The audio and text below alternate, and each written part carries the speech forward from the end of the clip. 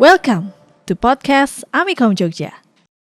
Hello, welcome back to podcast Amikom Jogja Creative Economy Park. So, hari ini kita kedatangan narasumber yang luar biasa, spesial, karena ini adalah seseorang yang inspiratif. Beliau dosen, masih muda, tapi jenjang pendidikannya udah luar biasa. Tapi, dengar-dengar nih ya, dulu waktu muda, katanya tuh agak nakal dan bandel gitu ya. Tapi kok bisa sekarang di jalur akademik dan bahkan sampai PhD. Pengen tahu gak sih kenapa motivasi beliau dan kenapa jadi dosen ya, padahal nakal loh ya. Langsung aja kita sapa. Halo, selamat pagi. Morning Spirit. Morning Spirit. Apa kabar? Baik. Oke. Sukses. Amikom Style ya. Amikom Style. Ya, selamat datang Pak Tony di podcast Amikom Jogja. Terima kasih ya. Sehat ya Pak ya? Always. Saya kalau nggak sehat nggak kesini. Oh, nggak kesini ya. Iya. Jadi saya panggilnya Pak apa Kak atau Kakak aja kayaknya. Kakak aja ya. Kakak aja. Oke. Kakak. Soalnya jarak kita juga nggak jauh kan? Ya paling cuma setengah meter kayaknya jaraknya. Kakak aja. Kakak. Tapi dulu dosen saya juga nih. Yang masa sih? Iya. Saya malah lupa loh. Iya kan dulu. Ngaku-ngaku jangan-jangan Mbak Rona nih. Dulu kan ini ngajarnya banyak kan. Banyak betul. Saat jadi, itu. Mahasiswa banyak yang ingat Bapak, tapi mungkin Bapak nggak ingat. Wajar ya. Wajar. Mulai tanda-tanda kecongkakan muncul. Iya. Jadi kenakalannya udah muncul ya. Jadi teman-teman di sini Creative People, beliau ini baru aja selesai PhD S3 di luar negeri dan saya pengen tanya-tanya tentang kisah-kisah beliau waktu dulu muda ya, karena banyak juga yang mungkin melihat sebelah mata, kok bisa ya seorang Pak Tony sekarang bisa jadi dokter. Mungkin Pak Tony bisa cerita dari awal dulu waktu sekolah mungkin ada nggak cerita-cerita yang mungkin inspiratif dan unik nih buat teman-teman kreatif Ibu? Oke, terima kasih Kak Rona aja ya. Iya. Oke. Kalau saya cerita keseluruhan, saya takutnya nanti hard drive-nya nggak cukup. Oke. Waktu mungkin bisa kita setting 1 jam bisa 2 jam bisa, tapi hard drive nggak bisa. Gitu. Jadi selesai. Oh, udah selesai ya podcastnya. Oke. Jadi yang menarik satu ya, para creative people, nama saya Tony Hidayat ya. Kok malah kenalan lagi ya. Jadi saya itu pure didikan murni dan lahir dari Amikom. Oke. Walaupun saya belum pernah menyicipi masa-masa Amikom yang namanya akademi. Jadi waktu saya masuk Amikom tahun 2003, itu Amikom sudah bentuknya adalah sekolah tinggi. STIMIK, Sekolah Tinggi Amikom Yogyakarta. STM jangan. Oh, jangan. Beda ya. Beda, oke. Sekolah Tinggi Amikom Yogyakarta. Nah, dulu STIMIK sudah versinya. Jadi dari S1 saya Amikom. S2 saya Amikom. Dan banyak karakter saya juga dibentuk oleh Amikom. Oke. Terlibat dari dosen-dosennya, karyawannya, lingkungannya, semuanya. Jadi kalau saya bilang saya asli Amikom, I'm Amikom gitu. Darahnya ungu nggak? Untuk saat ini darah saya masih merah. Oh, masih merah. Masih merah. Ya. Walaupun besok jadi bangsawan pun sebenarnya tetap merah. Okay. Tapi itulah kebanggaan saya sebagai orang alumni ya. Jadi saya punya 3 predikat: alumni Amikom, dosen Amikom, dan orang yang dibiayai, disekolahkan, dididik oleh Amikom. Gitu. Amikom banget pokoknya. Jadi kalau semboyan kita kan punya I'm Amikom. Betul, right. Itu mendarah daging bagi saya. Walaupun ya tadi sudah sedikit dibocorin sama Kak Rona, betapa besarnya saya itu menjadi seorang bad boys ya.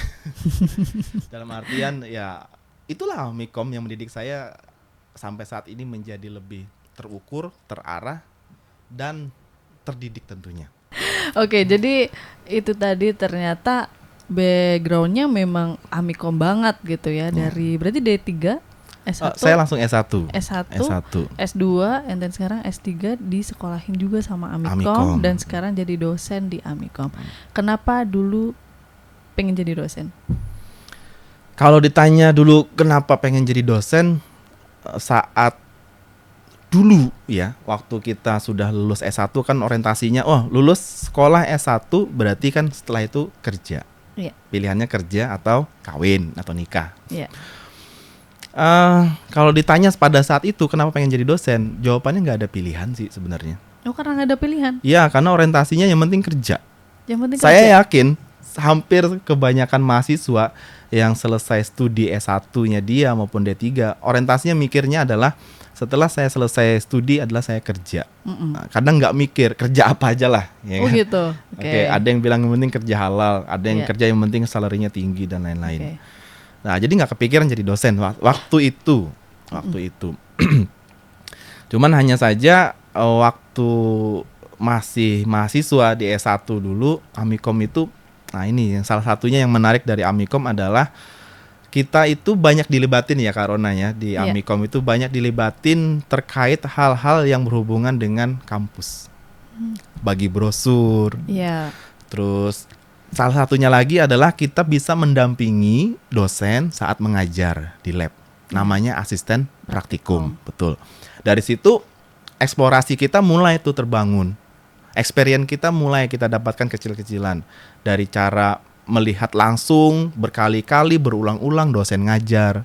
Dari situ kita mulai copy paste. Oh, ternyata dosen ini ngajarnya asik. Cara gayanya beliau kayak gitu. Otomatis itu kerekam sama otak. Dan saat kita tampil mulai mempraktekkan, ya enggak? Walaupun kesannya kayak copy paste. Tapi setelah kita menjalani, enjoy, akhirnya kan kita merasa inilah duniaku saat itu. Walaupun jadi saat itu saya juga asisten praktikum. Walaupun banyak kekecewaan dulu waktu masih asisten praktikum. Wah ini. Kenapa? Karena kalau udah kecewa pasti kan konotasinya mulai agak-agak horor nih. Yang berkepentingan mulai keringet dingin nih. Jangan-jangan bocorin rahasia. Enggak. Kenapa kok kecewa? Jadi kalau mungkin di teman-teman dosen, teman-teman mahasiswa, taunya Tony itu adalah multimedia gitu ya, Karona ya. Iya, dulu memang terkenalnya dosen multimedia. Betul. Iya. Nah ini, saya mau sedikit bocorin dulu. Saya itu sebenarnya sukanya adalah coding. Coding? Betul. Saya tuh sukanya dulu jadi programmer. Impian saya tuh jadi programmer dulunya. Oh, oke. Dan paling suka dulu mempelajari bahasa-bahasa pemrograman. Saat itu yang masih famous, yang terkenal ya. Ada dulu bahasa Pascal ya. Betul. Sampai sekarang dulu juga kita ada pemrograman berorientasi objek, namanya kita menggunakan bahasa C. Sebelum Python, MATLAB dan seterusnya kawan-kawan itu lahir, ya kan? Kita dulu pakai bahasa C. Dosen saya dulu Bu Krisna. Bu Krisnawati, halo. Betul, karena beliau yang ngajar dulu di PBO 1, 2, 3. Jadi tertarik saya dengan pemrograman. Ya, saking ngefansnya, wah asik ya pemrograman, kita bisa meng-create software, aplikasi program saat itu. Bahkan ya, saya selama kuliah nggak pernah cross check nilai. Kenapa? Jadi kalau misalnya dapat nilai C, biarin aja. Dan tidak pernah saya meremedi mata kuliah saya. Why? Ya karena IPK-nya cukup. Satu yang itu. Penting itu. Iya, karena standarnya adalah 3 ya. Intinya kalau IPK di 3, saya rasa waktu itu saya bilang cukup. Yang kedua, motivasinya saya pertahankan 3 itu, kalau ngulang nggak ada duit. Oh, dulu kan harus bayar lagi. Bayar dong. Semuanya duit. Ke toilet aja bayar. Iya, betul. Kecuali di Amikom free. Ya. Jadi motivasinya satu, kalau ngeremedi, kalau ngulang bayar. Nggak ada budget kita. Beli gorengan aja untuk makan sehari-hari mikir. Ya kan? Berarti memang dulu dalam finansial terbatas. Agak kritis. Agak kritis. Iya, oke. Oke, jadi saat itu di PBO 3 masih dipegang sama dosen yang sama. Saya dapat nilai B. Nggak terima. Karena harusnya A nih. Harusnya A. Aku lebih Aku merasa bisa, mampu. Iya, oke. A. Saya datangilah dosen yang bersangkutan. Iya. Bu, mohon maaf. Jujur Bu, saya nggak pernah yang namanya remedi dan cross check nilai. Tapi kali ini saya mau nyoba Bu, karena saya yakin bisa. Oke. Akhirnya dicek sama dosen pengampunya, oh ternyata benar. Ada kesalahan baris sehingga semuanya nilainya turun. Oh, oke. Selisih. Ternyata benar nilai saya A dong. Dari situlah. Nah terus lanjut yang cerita tadi, kenapa akhirnya kok saya menjiwai di pemrograman kalau larinya multimedia. Berubahnya itu pada saat tadi itu penerimaan seleksi asisten praktikum. Oke, saya mendaftarlah kan di mata kuliah yang pemrograman tadi, dan hasilnya apa? Tidak diterima. Diterimanya di mana? Di mata kuliahnya multimedia. Pak Amir Patasofyan. Dosen multimedia, desain grafis, komputer grafis. Sebenarnya pengennya di pemrograman. Ya, kadang-kadang pelarian itu bisa jadi tempat singgah terakhir kita. Penolakan itu ternyata adalah cinta pertama nggak mesti jadi tempat terakhir kita kok. Gitu. Dari situlah akhirnya bertahun-tahun ikut mata kuliah itu, karena dulu peminatnya di mata kuliah multimedia komputer grafis sedikit ya. Sampai rekrutmen itu tuh kita kekurangan calon gitu lah, kekurangan butuh sekian, misalnya ada 7 yang daftar cuma 4. Akhirnya yang kemarin sudah ngasisten di mata kuliah itu udah langsung nggak usah seleksi, terus sampai akhirnya mulai tuh, oh ya aku menemukan inilah rumahku. Multimedia tadi itu. Dan keseringan juga kan, karena sering mendengar berulang-ulang materi multimedia, berulang-ulang mendengar penjelasan tentang multimedia, mulai banyak ketertarikan di sana gitu loh. Akhirnya saya memilihlah, oh inilah bidang keilmuan saya yang mau saya perdalam. Sampai skripsi saya mengambil area topiknya tentang multimedia. Pemrogramannya udah mulai tapi itu S1 ya? Yes. Oke. Terus waktu S2 masih multimedia juga? Yes, masih seputar tentang multimedia. S3 juga? S3 ya boleh dibilang core-nya adalah multimedia, tapi kalau S3 kan lebih spesifik ya. Nggak bisa seperti di S1 implementasi. Kalau S3 itu kita harus bisa menciptakan sesuatu rule model, framework, algoritma, ataupun sesuatu yang baru. Kalau S3 kan begitu. Oke. Berarti tadi sebenarnya keseharian Pak Tony itu juga sudah disibukkan dengan kegiatan kampus ya. Tapi ada kegiatan lain nggak selain Asprak ataupun kuliah? Banyak. Apa aja nih? Salah satunya tadi berdasarkan tadi yang kritis tadi ya, masalah finansial ya. Nah, bapak saya kan cuma PNS, ibu saya ibu rumah tangga, jadi tidak bekerja, jadi tulang punggungnya hanya bapak saja. Otomatis sudahlah diwanti-wanti itu, dikasih wasiat juga, wasiatnya bapak nggak punya apa-apa, intinya gitu. Jadi kuliahlah yang benar. Akhirnya pada tahun 2003 saya kan mulai S1 ya, masuk Amikom. 2004 mulai tuh tanda-tanda kritis tadi menggerogoti jiwa raga saya tuh. Ini kalau kayak gini saya nggak bisa survive nih.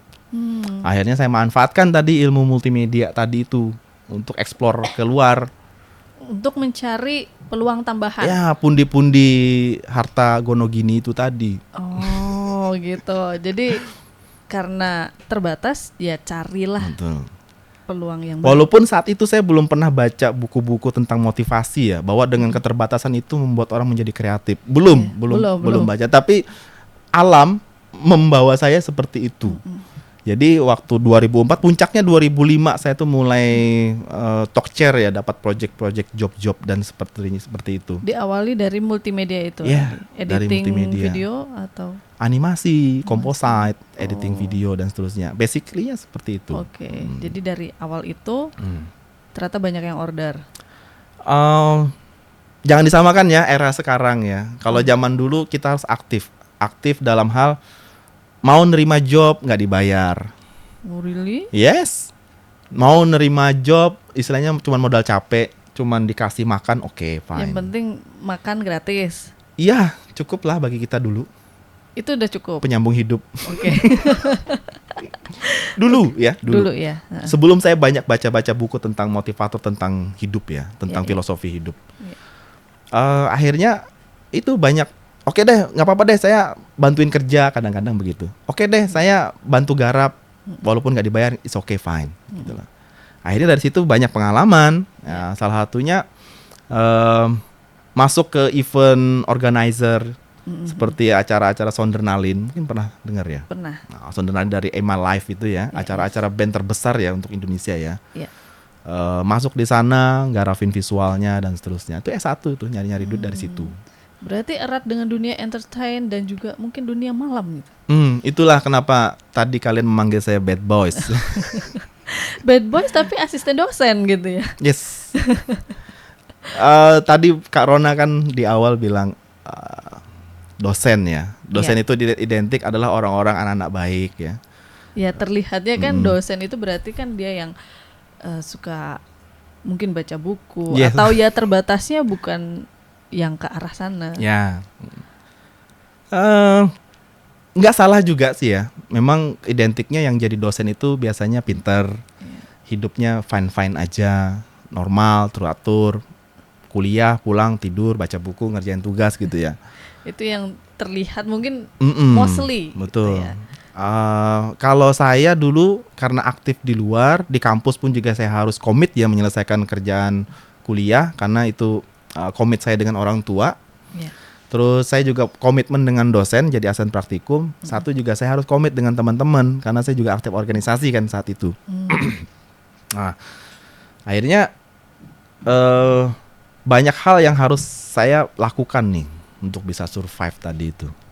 Sengaja menyibukkan diri atau karena mencari pundi-pundi uang itu tadi? Motivasi. Jadi mau. Bisa dipungkiri masalah duit sih sebenarnya ya, masalah duit. Jadi harus bisa nih nyari tambahan. Kalau nggak bisa beli gorengan tadi itu. Nah, akhirnya saya melakukan banyak hal. Ya namanya anak muda, gairahnya masih tinggi kan. Yeah. Akhirnya sedikit agak keseret ke dalam dunia malam saat itu. Dari tahun 2005 itu keseret ke dunia malam. Jadi saya pernah kerja di klub malam. Tapi in a positive way atau ya? Nggak bisa.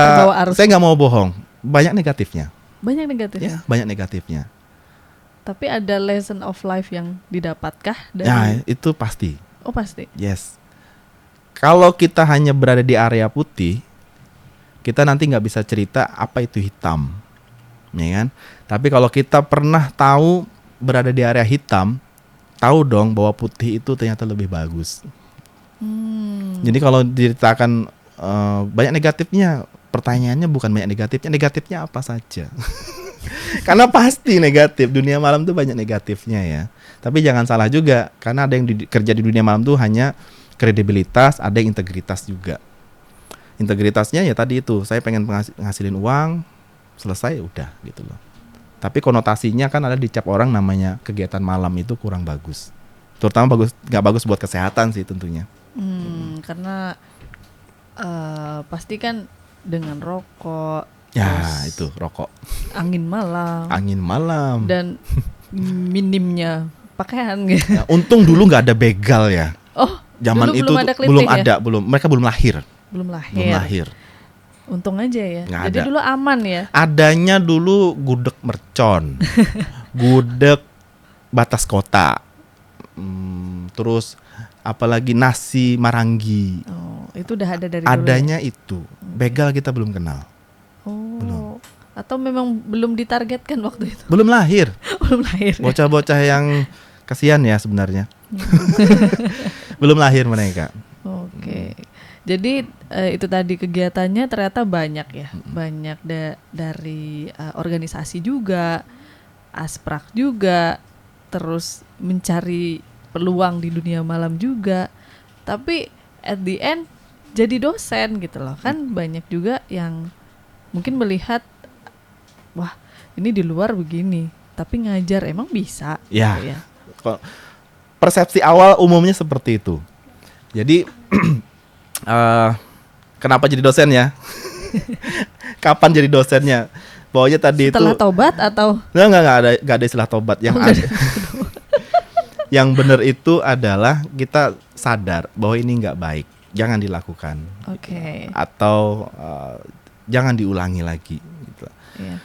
Jadi dosen itu nggak kepikiran tadi itu, kalau pertanyaan Kak Rona di awal tadi kok bisa jadi dosen, nggak kepikiran, jawabannya nggak kepikiran. Hanya yang penting kerja aja. Ya, karena kita tanggung jawabnya adalah lulus sekolah tuh kerja kan, bisa menghasilkan uang, terus bisa mandiri, syukur-syukur bisa menggantikan tulang punggungnya bapak di rumah kan gitu.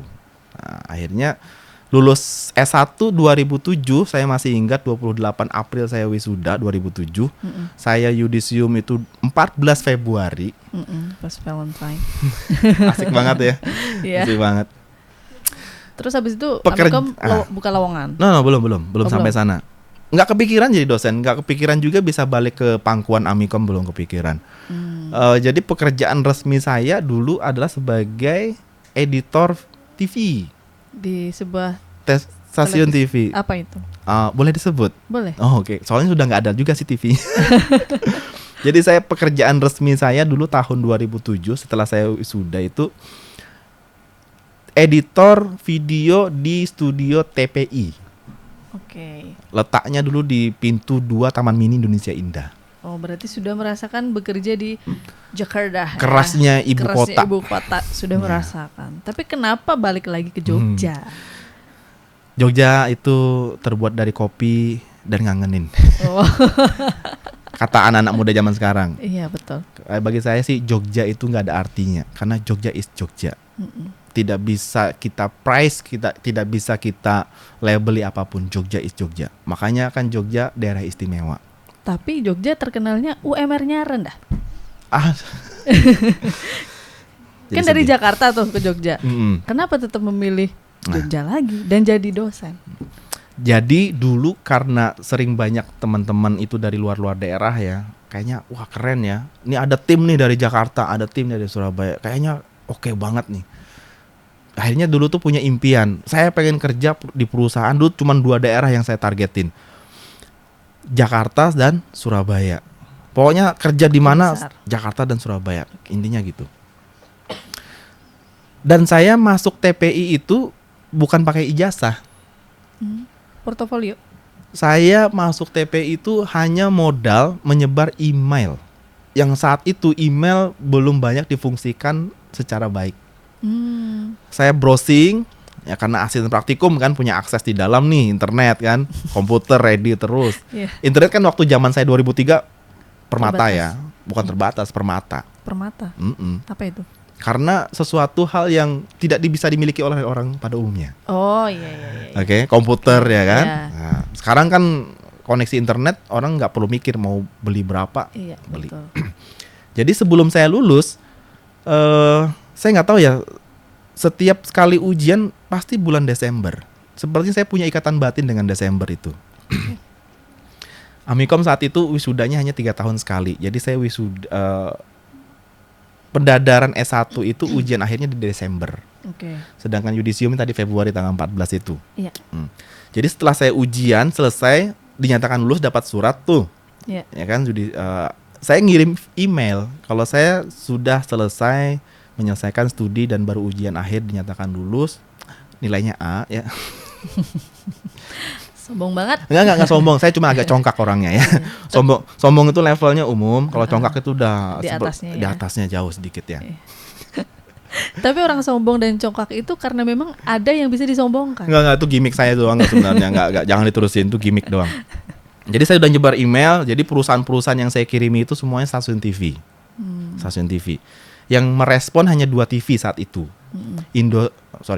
Antv dan TPI. Antv dan TPI. Akhirnya saya pilih. Antv agak jauh, terus saya lihat juga studionya kecil ya masih waktu itu. Akhirnya saya pilih TPI karena waktu itu TPI oke banget itu. Akhirnya saya izin, saya minta restu dengan beberapa dosen-dosen di Amikom ya. Dan banyak motivasi juga dari mereka ya, selamat berkarir bla bla bla dan seterusnya. Itu modal yang sangat-sangat bagus bagi saya ketimbang dikasih uang 5.000 ya. Kalau 1 juta mungkin kalah tadi motivasi. Tapi menariknya dosen-dosen Amikom tuh ngasih motivasi ya, selamat berjuang dan seterusnya. Kerja di TPI saat itu ya, pekerjaan saya tadi itu awal-awal itu cuman gulung-gulung kabel, bersihin alat, terus maintenance dan seterusnya. Sampai megang alat itu setelah 1 bulan baru megang alat. Nah, jadi di TPI saya kerja hampir 3 bulan. Karena statusnya kan waktu itu baru lulus, jadi memang sedikit agak dipandang anak baru. Ya, anak bau lah. Anak bau-bau lulus maksudnya. Jadi masih belum dapat privilege yang dan keistimewaan dan lain-lain. Jadi cuman kontrak juga nggak jelas dulu, yang penting kan kerja kan. Mereka ngelihat itu mungkin, oh ini anak mau kerja, udah kita pakai aja tenaganya nih buat ini itu. Nah, 3 bulan di sana, saat itu TPI mungkin kurang bagus ya historinya, terjadi konflik internal mereka, terutama masalah saham itu. Nah, akhirnya banyak karyawan itu dilempar ke perusahaan-perusahaan yang lain. Nah, berubahlah TPI kan menjadi nama sampai sekarang menjadi MNC TV. Nah, karena masih satu corporate, saya dibawa oleh tim divisi saya, Pak Hairul itu ke mana? Ke Global TV. Di Global TV posisi saya bukan tim editor lagi, tapi sebagai tim kreatif.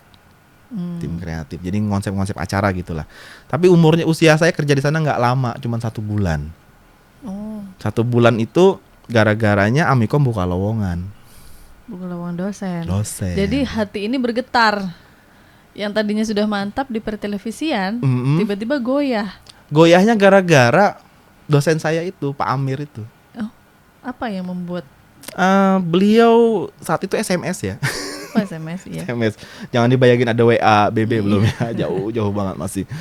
Beliau SMS, Mr. Tony, biasa beliau kalau manggil saya Mr. Tony. Mr. Tony, tertarik nggak jadi dosen di Amikom? Amikom buka lowongan nih, gitu ceritanya. Mulai nih tergoda saya karena saat itu posisinya agak, waduh, masa depan saya gimana nih, perusahaan kok gonta-ganti begini kan. Akhirnya saya cobalah ke Jogja, ikuti seleksinya. Sampai ada berapa seleksi ya, banyak lah pokoknya saat itu. Tes psikotes, tes kejiwaan juga kan, saya dari Jakarta ya. Jadi mungkin jiwanya agak tergoyang dicek. Tapi lebih kepada sepertinya Amikom waktu itu sudah sedikit banyaknya tahu saya di Amikom ya, dulu pernah jadi ketua BEM dan Senat, pernah jadi Asprak juga, aktif di organisasi. Mungkin sedikit agak dimudahkan saat itu. Terus alumni juga kan ya, alumni artinya mereka sudah punya track record saya lah di kampus. Ikuti seleksinya, ternyata dinyatakan melalui semuanya dengan baik dan diterima. Dengan sekitar berapa, ada 20-an teman ya yang barengan saat itu juga diseleksi. Berarti kembali lagi di awal tadi, kenapa menjadi dosen? Sebenarnya karena memang sudah jalannya tuh. Ya itu nggak mikir ya. Anak muda kan kayak gitu, main terabas aja saat itu. Jadi nggak ada alasan sebenarnya Kak Rona. Kalau saya bilang alasan utamanya apa? Ya cuman lihat peluang-peluang aja saat itu. Nawaitunya adalah semoga ini diarahkan dengan baik. Berarti misal nih creative people yang sampai sekarang udah mau wisuda tapi masih belum tahu mau kerja jadi apa atau cita-citanya apa gitu kan, belum terplanning gitu kan sebenarnya. Itu it's okay. Kalau saya bilang it's okay, nanti semuanya kayak gitu.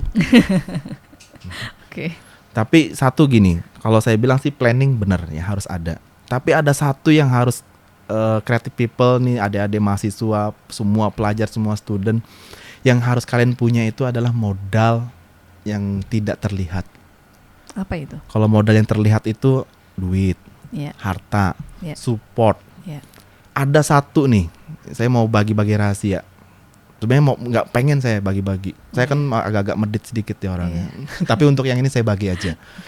Doa dari orang tua, luar biasa itu. Kadang se-error-errornya kita, senakal-nakalnya kita, se-bad boysnya kita, selama doa orang tua itu masih ngalir terus ya, mendoakan dan seterusnya, insya Allah lah gerak-gerik kita itu akan terbawa ke arah yang baik. Oh gitu. Yang saya pegang dari dulu itu. Satu, saya nggak pernah nipu orang tua masalah uang SPP. Siapa? Ini ya. Yang kedua, saya tidak pernah menghambur-hamburkan uang sekecil apapun yang dikasih orang tua, walaupun tuh nggak cukup. Ya nggak cukup aja, nggak dihambur-hamburin, masa yang banyak kan? Even mau cross check aja, mau minta lagi nggak enak ya? Betul. Nah, jadi satu, saya tidak mengecewakan orang tua yang masalah tadi itu amanah ya, amanah. Dan di situ saya yakin, sebodoh-bodohnya saya, setidak bagusnya akademik nilai saya, kalau saya niatnya adalah tidak pengen mengecewakan orang tua, saya bawa kepercayaan orang tua. Saya yakin lah, orang tua pasti kan mendoakan yang baik-baik. Pasrahin ke situ aja. Nah buktinya adalah Walaupun tadi saya gak banyak mikir kerja di mana, tapi kan akhirnya terbawa ke tempat yang baik. Oke. Amikom adalah tempat yang baik, insya Allah. Amin. Oke, jadi itu tadi ternyata perjalanannya, dan pertanyaannya adalah kenapa sampai S3? Apakah memang karena dosen jadi harus tuntutannya setinggi mungkin pendidikannya, atau memang dari keinginan diri sendiri tuh memang pengen S3? Ini bedanya ya di Indonesia dengan di luar negeri. Wah, ngomong luar negeri karena saya pernah di luar soalnya. Menariknya kalau di luar negeri itu, kalau sekolah ya, ini masalah sekolah, orientasinya adalah bukan kerja. Tapi kalau di luar negeri kebanyakan sekolah itu orientasinya dia pengen tahu, dia pengen banyak tahu, dia pengen punya skill, dia pengen punya banyak knowledge, pengetahuan. Bahkan kalau nggak salah di Amerika, kita kemarin juga kedatangan profesor dari Amerika ya ke sini. Dia cerita banyak tuh kata dia yang S3, PhD, doktor di Amerika itu nggak punya pekerjaan. Dalam artian dia nggak kerja di perusahaannya, tapi dia punya sesuatu yang dia olah untuk menghasilkan duit gitu loh. Yeah. Bahkan jauh sekali ada yang pengusaha properti, tapi dia ngambil computer science. Karena pengen ilmunya. Iya, pengen ilmunya. Sedangkan di Indonesia kan kebanyakan sekolah S3 ini pasti dosen. Pasti, ya kan. Karena pengen jadi pejabat atau menjabat dan seterusnya. Nah, ternyata yang menarik itu di luar sana, dia sekolah itu bukan karena tuntutan jabatan, karena dia profesi, ternyata karena pengen belajar. Menariknya itu. Oke. Nah, terus kenapa saya bisa sampai S3? Ya boleh dibilang lah salah satunya ya, tapi bukan yang utama. Karena saya dosen, ya tapi benar itu, tapi bukan yang utama. Tapi satu tadi, setelah saya S1 belajar, mulai banyak berubah, mulai banyak insaf, banyak sadarnya juga gitu loh. Terus S2 dulu karena memenuhi cuman jabatan, karena dosen, S2 nggak terlalu serius dulu tuh. Yang paling banyak mengena itu, yang banyak berubah ego, gengsinya saya adalah waktu S3. Ternyata setelah semakin kita tinggi pendidikan kita, belajar, di situ kita akan merasa menjadi orang yang kecil sekali. Maksudnya? Kecilnya apa? Ternyata yang selama ini kita bangga-banggakan di luar sana nggak ada apa-apanya. Terutama terhadap pengetahuan dan skill ya. Oke. Saat kita baca satu publikasi artikel saja, kadang susah memahaminya. Berarti kan betapa bodohnya kita nggak tahu banyak hal gitu. Okay. Makanya teman-teman yang sudah S3 rata-rata mulai kalem, mulai wisdom, ya kan, mulai banyak, mulai memposisikan diri bijaksana, karena sadar kita tuh nggak ada apa-apanya ternyata dengan hal yang diketahui orang di luar sana, banyak sekali. Ya. Nah, kalau masalah yang lain-lain seperti itu. Jadi setelah saya terjun di dunia kedosenan, ketarik ke sana, dunia malamnya mulai luntur gitu ya. Dan memang harus saya akhiri juga sih ya. Harus saya akhiri juga di masalah dunia malam itu. Akhirnya mulai tuh ngerasuk. Mungkin panggilan karena ada bakat tadi ya. Ada bakat juga. Jadi bapak saya kan dulu awal karirnya beliau itulah sebagai guru olahraga. Mungkin di situ. Dan saya dulu paling suka ngikut bapak saya kerja kemana gitu. Karena kan jauh ya rumah dengan tempat kerjanya. Kan dipindah-pindah juga dulu. Di situ mungkin saya melihat karakter sebagai seorang guru gitu ya, seorang bapak, banyak belajar di sana. Walaupun tidak ada pernah kepikiran keinginan juga jadi seorang guru ataupun dosen, nggak ada. Tapi dari situ saya ngelihat, oh ternyata saya ada bakat ngajar. Saya sadari itu waktu awal-awal tahun ngajar di Amikom. Nah, akhirnya nawaitunya ya sudah, saya nggak mungkin lagi nih bajing loncat lagi kerja di mana-mana perusahaan kan. Mulai saya berpikiran saya harus punya prinsip terukur, terarah nih mulai dari sekarang. Makanya semuanya sekarang saya planning. Yang nggak banyak orang tahu, saya tuh punya daftar list tentang hidup.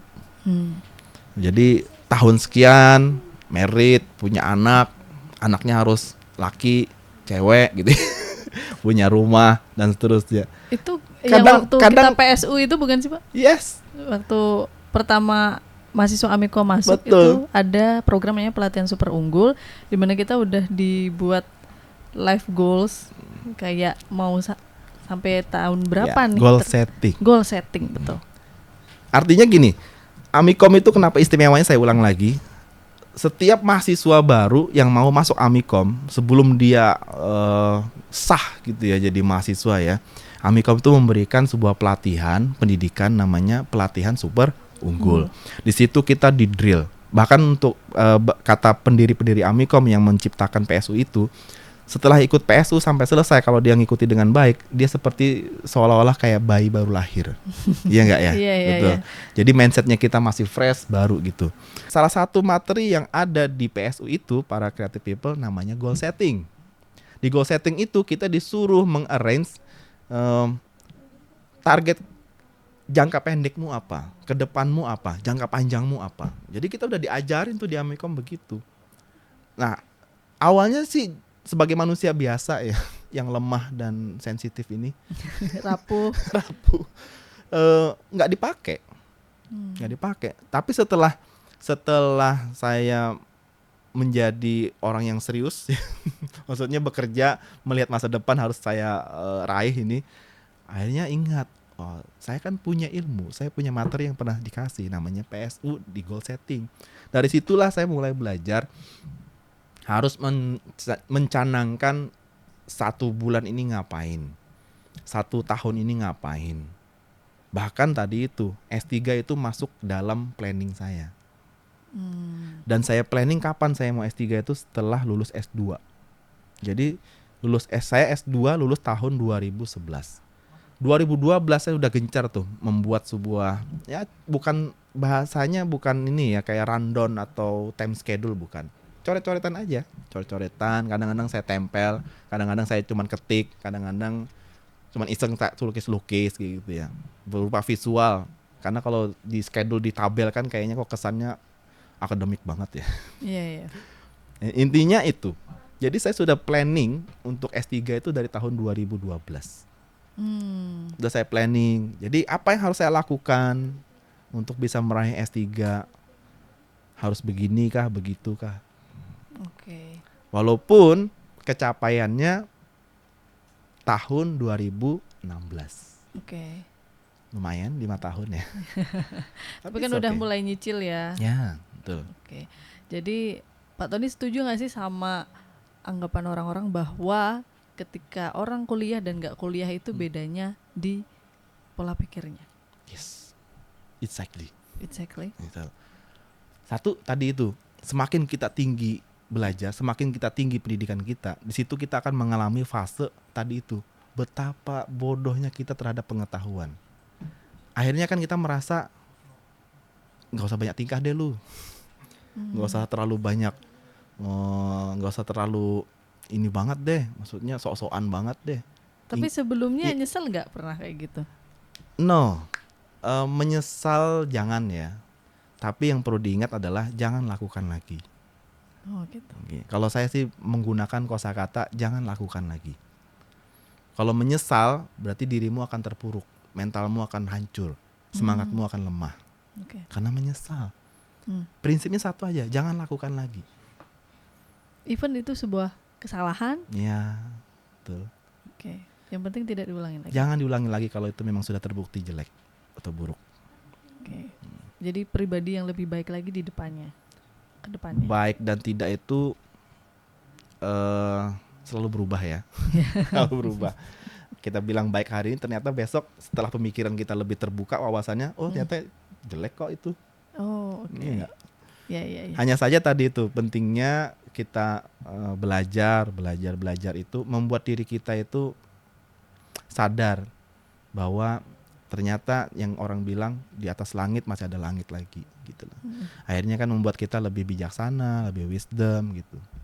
Tapi bukan berarti misalnya nanti ada perbedaan pendapat dengan teman kerja di level pengambil keputusan, bukan berarti kita kalem, enggak ya. Tetap berani bersuara, itu beda-beda lagi. Menyampaikan pendapat di depan umum beda lagi. Dalam maksudnya yang tadi itu semakin kita tinggi studinya, belajarnya, kita akan banyak melihat bahwa keilmuan diri kita tuh sebenarnya nggak ada apa-apanya. Poinnya itulah. Ya, ternyata kita tuh nggak ada apa-apanya. Masih banyak ternyata orang di luar sana tuh yang hebat-hebat. Oke. Ya, gitu. Jadi sombong dan congkaknya agak berkurang. Itu gimmick aja. Itu gimmick ya. Bahasa-bahasa joke saya biasanya untuk bisa lebih dekat dengan mahasiswa begitu. Oke. Jadi S3 ini selain dari pendidikan juga menjadi terbuka wawasannya, juga ternyata menjadikan kita pribadi yang lebih wise dalam menyikapi apapun itu. Dan jangan lupa salah satu bagian dari ibadah loh. Oh ya? Betul. Kalau yang Muslim, belajar itu suatu kewajiban. Kita harus tetap belajar terus sampai kapanpun. Wajiban. Bahkan ada hadisnya kan, barang siapa yang pengen mencari suatu ilmu pasti akan dimudahkan. Ya, walaupun saya bukan hafiz ya, tapi buktinya anak 7 tahun kok bisa hafiz Al-Quran. Ya karena memang dia cari ilmu dan dimudahkan memang. Nah, terkait ya masalah lama dan tidaknya itu bukan jadi patokan. Jadi buat creative people, kalau yang studinya S1 lulus 3 tahun, good for you ya. Kalau yang lulusnya 5 tahun, bukan berarti dirimu jelek. Pasti banyak faktor. Kita nggak bisa ngejudge dia ya. Hanya saja kalau memang kamu tidak amanah, ya berarti kamu memang kurang ajar. Ini buat mahasiswanya Pak Tony.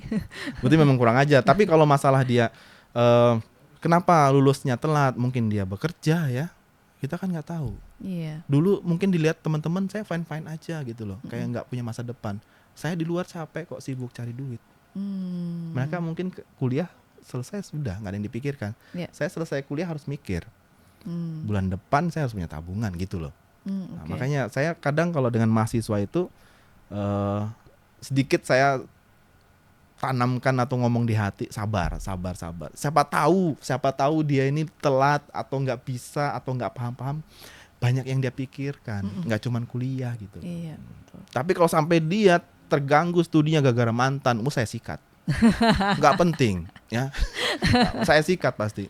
Tapi kan level mental seseorang kan beda-beda ya. Mungkin ada yang putus cinta sampai putus harapan untuk kuliah gitu kan, ada juga. Nah, buat creative people nih yang mungkin sekarang lagi broken heart and then nggak punya motivation untuk melanjutkan kuliah, ada nggak? Kalian masih muda ya creative people. Energi kalian unlimited. Semangat kalian gampang dibakar. Jangan habiskan yang hal-hal tadi, semangat, motivasi dan spirit kalian itu untuk cuman relationship lah. Terutama masalah pasangan ya. Habiskan tenaga kalian, pikiran kalian untuk membangun karakter kalian atau keilmuan kalian. Itu yang penting. Habiskan di sana. Pulang malam nggak apa-apa, tapi ngapain? Kerja, ya kan? Di event organizer, gitu loh. Membangun organisasi kita, membangun jiwa kita, leadership kita. Tapi kalau kalian ngabisin waktu, pikiran kalian dengan pasangannya yang belum tentu itu jadi masa depan kalian gitu loh. Ngapain? Jadi keuntungan menjadi bad boss adalah satu, realistis. Tapi bucin nggak? Sometimes. Kita juga manusia ya. Tetap, manusia. Kadang kalau tersentuh hatinya nangis juga. Ada. Tapi yang saya suka ya, kalau dalam konotasi teman-teman atau kawan-kawan yang sedikit bad boys itu, lebih realistik pemikirannya. Serius. Bahkan ada teman saya tuh bilang, kita nakal, tapi kalau untuk milih sesuatu untuk masa depan, kita cari yang baik kok. Oh gitu. Jadi menariknya di situ, bad boys itu bukan berarti, memang sebagian teman-teman menganggap dia provokator ya. Tapi yang saya suka itu di bad boys itu kita realistik.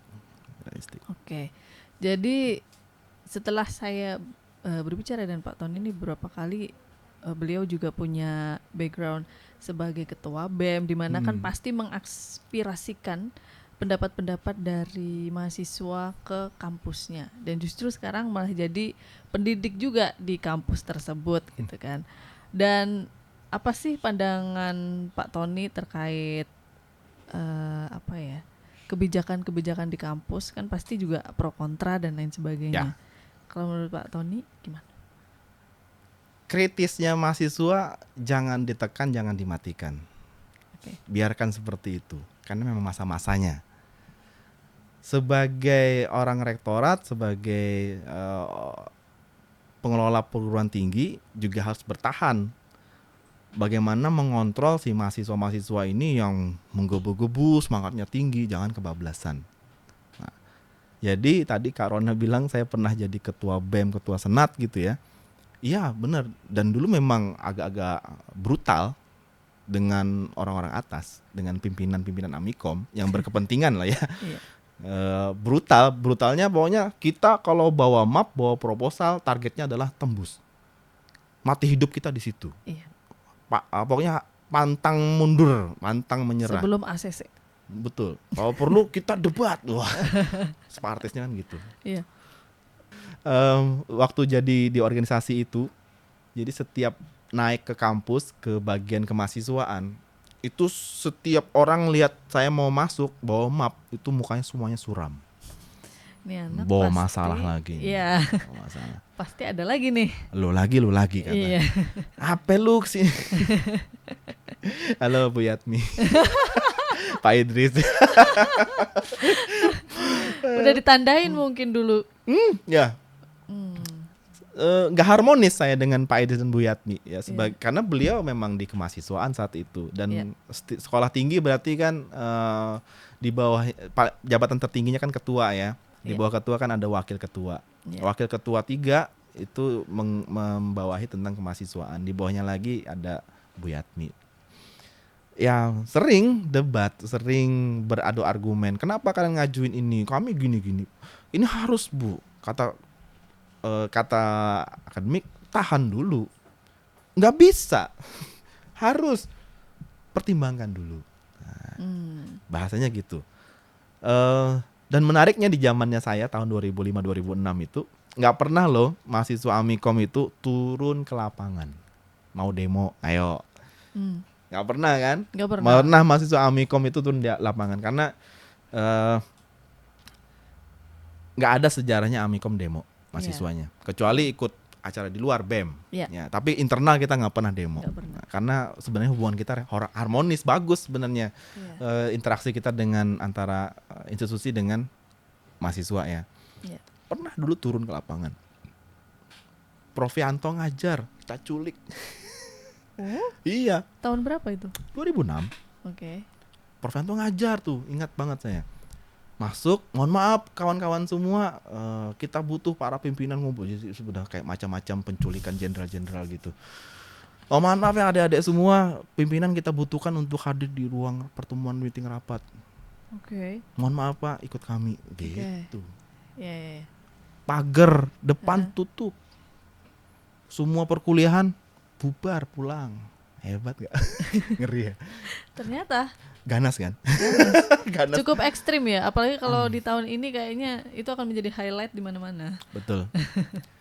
Nah dari situlah ini yang saya juga saya pelajari, yang saya pakai dari pimpinan-pimpinan di Amikom ya, yang keren-keren menurut saya.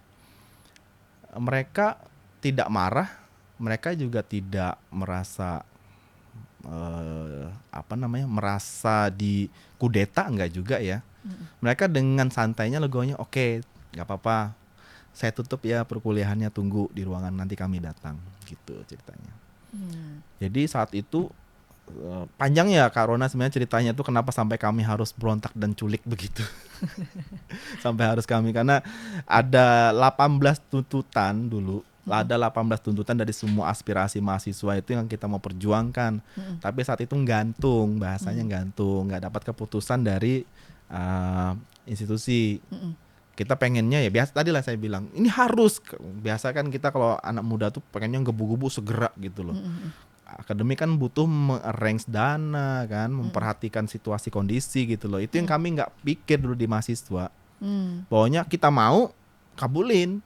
Iya, kalau enggak kita demo. Ya kayak anak kecil ke orang tuanya lah. Iya. Mau permen, harus. Kalau enggak aku nangis gitu loh. Beli motor, kalau enggak padahal aku nggak ke sekolah gitu. Padahal kan pertimbangan orang tua, kamu makan permen gigimu rusak, nggak bagus juga buat nafsu makanmu dan seterusnya kan. Iya.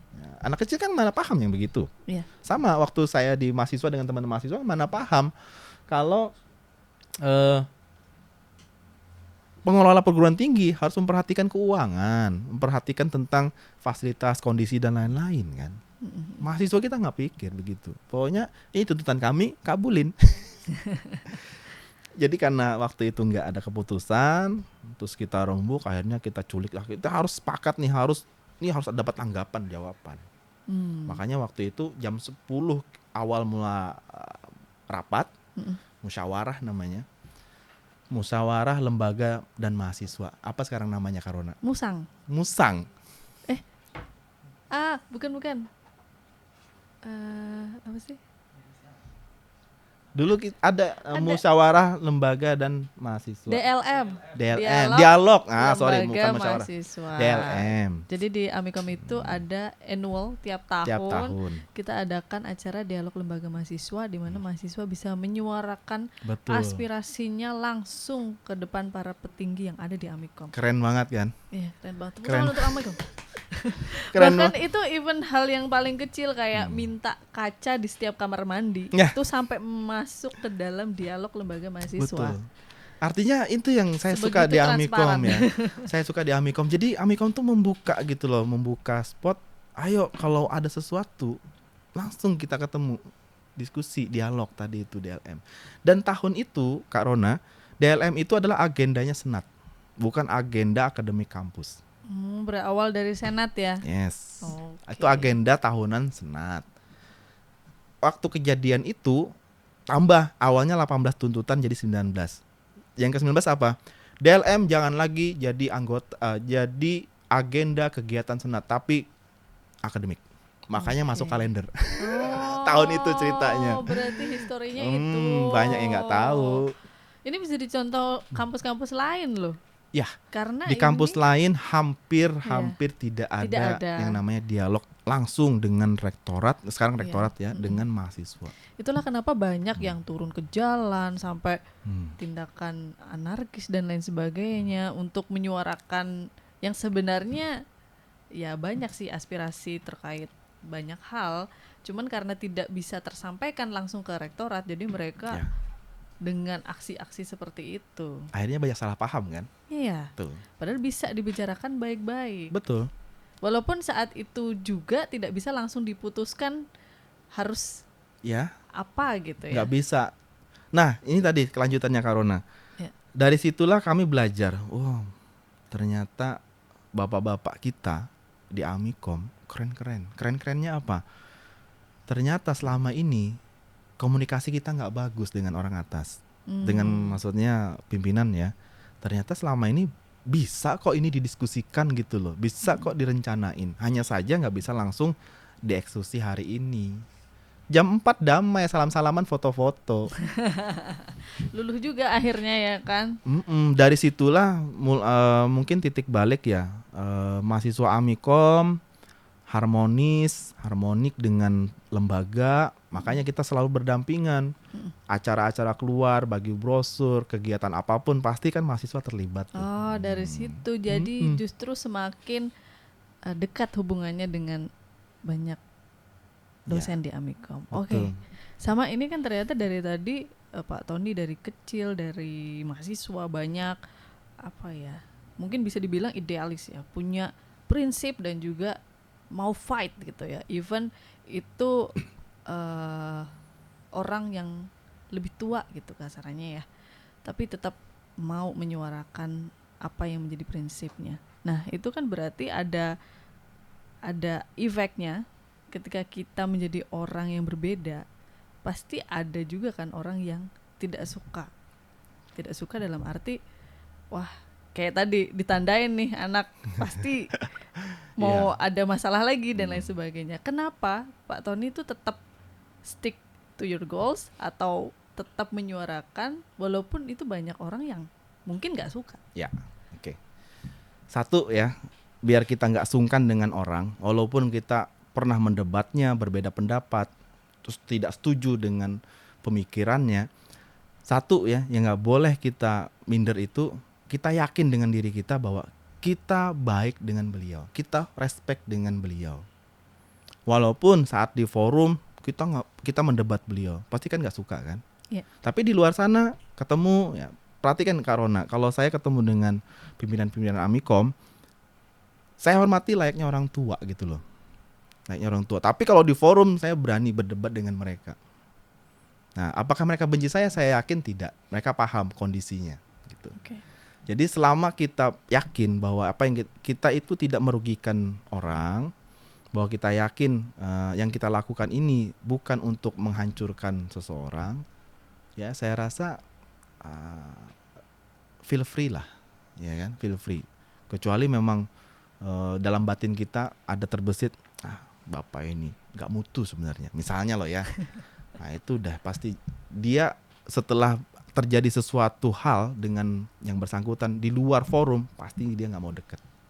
Tapi kalau tujuannya tadi kita tetap respect gitu ya, kita hormat, kita sayang sama beliau, saya yakin walaupun pernah terjadi perdebatan di sebuah forum, di luar pasti enjoy. Oke. Saya mungkin tips juga nih untuk menghadapi orang yang nggak suka sama kita. How to deal with it? Kopi ya. Kopi. Ada yang suka, ada yang tidak. Betul. Okay. Kopi itu pahit.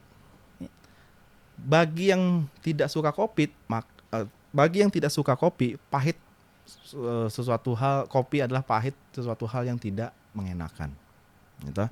Tapi bagi yang suka pahit, kopi adalah sangat nikmat. Yeah. Kesimpulannya, kopi tidak perlu dia mendeklarasikan diri dia manis. Kopi pahit.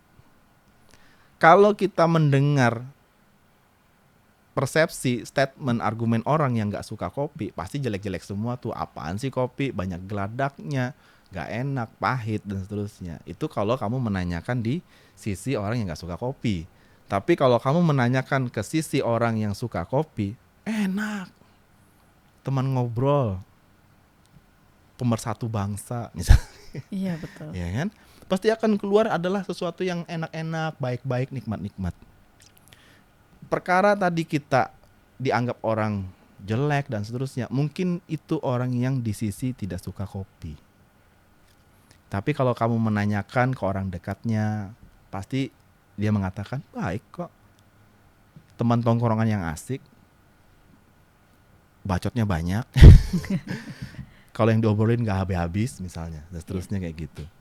Jadi kalau terkait orang mempersepsikan kita tidak bagus, jelek dan seterusnya, saya rasa jangan juga kita abaikan, tapi jangan juga menjadi hal kita jadikan alasan untuk membenci dia.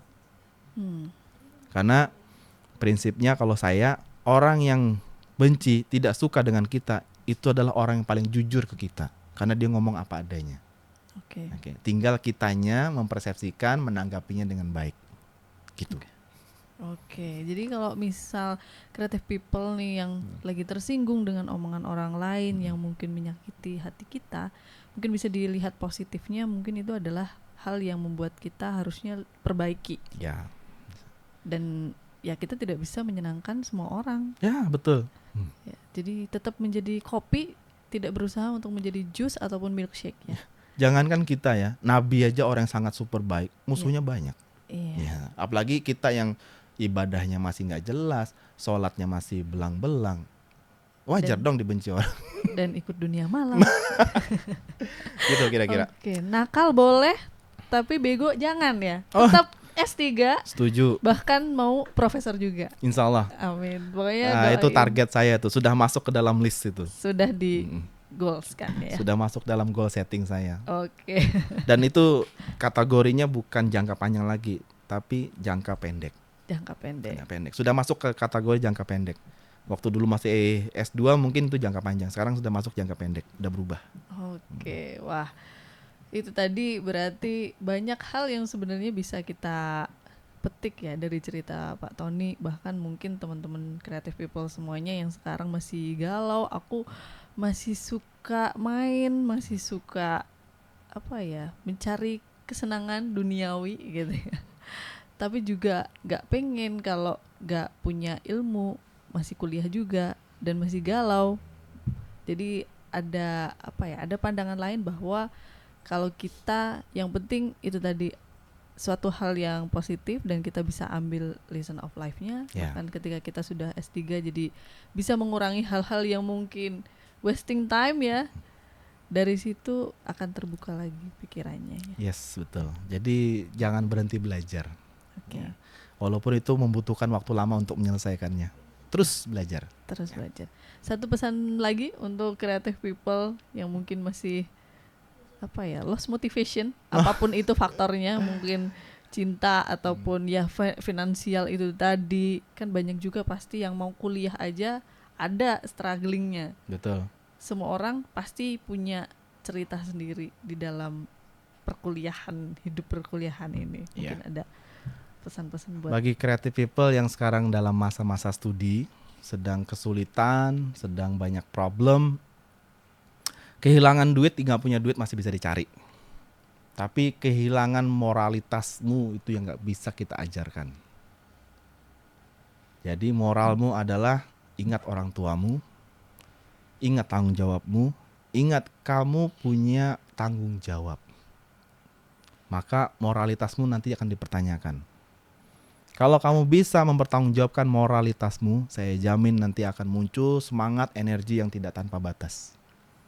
Dan insya Allah lah, studimu akan selesai, walaupun membutuhkan waktu lama tadi itu. Oke. Bukan bukan hanya lulus tepat waktu, tapi lulus di waktu yang tepat. Ya. Oke. So, the creative people, thank you so much udah dengerin podcast kali ini. Dan terima kasih sekali lagi Pak Tony yang sudah share. Tadi padahal janjiannya mau manggilnya Kak, tapi saya tuh sungkan rasanya karena beliau dosen saya. Jadi tetap aja manggilnya Pak. So, thank you banget Pak Tony sudah sharing dengan kita semuanya. Dan creative people juga pasti dapat banyak insight. Dan mungkin creative people yang mau request siapa lagi nih, mungkin dosen di Amikom yang mungkin penasaran ya kisahnya ataupun seperti apa orangnya, mungkin kelihatannya dari luar killer gitu, ternyata enggak gitu ya. Seperti Pak Tony ini kelihatannya nakal, tapi sebenarnya justru sayang banget sama orang tua ya. Sisi-sisi itu yang kadang kita nggak tahu. Oke. So thank you so much. See you in the next podcast Amikom Jogja Creative Economy Park. Bye bye.